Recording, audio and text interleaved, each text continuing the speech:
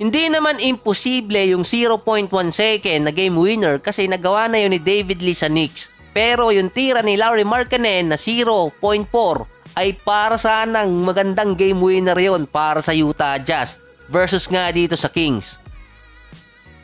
Tabla kasi ang game na yon sa 115. Nakapagpasok ng isang layup si De'Aaron Fox kaya naging 117-115 lamang ang Kings. Nakakuha pa ng pasa si Markkanen at naipasok yung tira sa 0.4 seconds. Overtime sana yung laban. Kaso nung ni-review, nasa kamay pa ni Markkanen yung bola kaya hindi counted. Pero muntikan pang masayang yung 37 points si De'Aaron Fox. Si Markkanen naman ay merong 28 points. Si Clarkson 24 points. Ang effect noon ay sa standing dahil 8 teams ngayon ang meron ng 20 wins dito sa West. 5-game losing streak naman para sa Jazz na almost 2 games na lang ang hahabulin ng Minnesota at ng ibang teams para malagpasan sila. Isa pa, i-review pa rin yan sa replay center ng NBA na nasa New Jersey na nagsimula pa noong 2015. Kaya nga kay Donovan Mitchell nilabas ang report na dapat hindi niya nagawa yung 71 points versus sa Bulls dahil nagkaroon ng lane violation sa kanyang free throw bago niya naipasok yung tira. Yun din kasi ang sinabi ng coach ng Bulls, si Billy Donovan, na dapat hindi counted yung tira ni Donovan Mitchell. Kasi bago tumama sa ring yung bola, nasa loob na ng paint itong si Donovan Mitchell. Medyo naguluhan na ako kung sino si Donovan. Kaso wala namang magagawa doon at standing pa rin yung 71 points si Donovan Mitchell. Dahil nga mga official yung nagkamali. Hindi to katulad nung nangyari dati sa Hawks at sa Miami Heat noong 2008.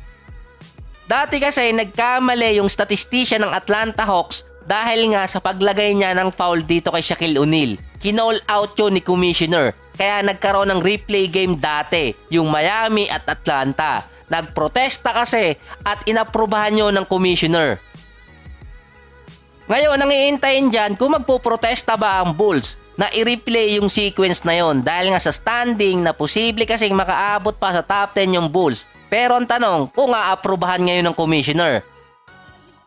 Si Giannis umiscore ng 55 points at 10 rebounds versus Wizards. Panalo ang Bucks. Hirap din pigilan talaga si Giannis. May ups and downs ngayon ng Bucks. 4-6 sila sa last 10 games at nagkaroon pa sila ng 4-game losing streak. Pero wala pa rin katapusang record. Si Giannis kasi ang pangatlong players na merong ngayong 3 straight games na merong at least 40 points at 10 rebounds. Kasama niya sa listahan si Westbrook at si Moses Malone. Ilang beses na rin ginawa ni Giannis ngayong season yung back-to-back games na merong 40 points at 10 rebounds. Ito naman 55 points versus Wizards ang career high ni Giannis. After yan ang career high ni Donovan Mitchell, na after din ang career high ni Luka, na after din na umiscore ng 54 points nitong si Klay Thompson. Kaya nga ang tanong dyan kung maaaprobahan yung replay game kung sakaling magprotesta yung Bulls. Dyan kasi makikita yung ginawa talaga ni Commissioner Adam Silver na pataasan na talaga ng score. Yan kasi yung gusto niyang legacy. At yan dati yung nagpabago talaga sa rule ng NBA. Na sinabi pa nga dati ni Draymond Green na mawawala yung mga defensive player na gaya niya dahil sa bagong rule. Pero yung idea kasi ni Commissioner Adam Silver nanggaling yung sa Golden State dahil nga sa mga ginagawang record ni na Klay Thompson at Steph dahil sa 3-point shot. Noong mga 2000 era, ang alam mong player na i-score ng at least 40 hanggang 50 ay sina Kobe, Melo or si Lebron. Sa ngayon, ang daming naka 60 points ang nasa record books na. Sa Boston naman, kinalaban nila ang OKC na walang SGA. Tinalo pa rin ng Celtics, 150-117. Ikalawang sunod to na talo ng Boston.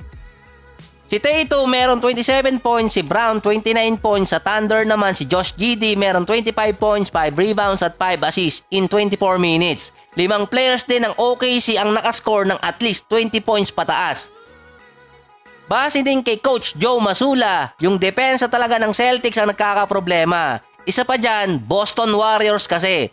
12 out of 40 mula sa 3-point area yung Celtics. Sa total na 88 attempts nila, 43-point shot ang binitawan, 12 lang yung pumasok.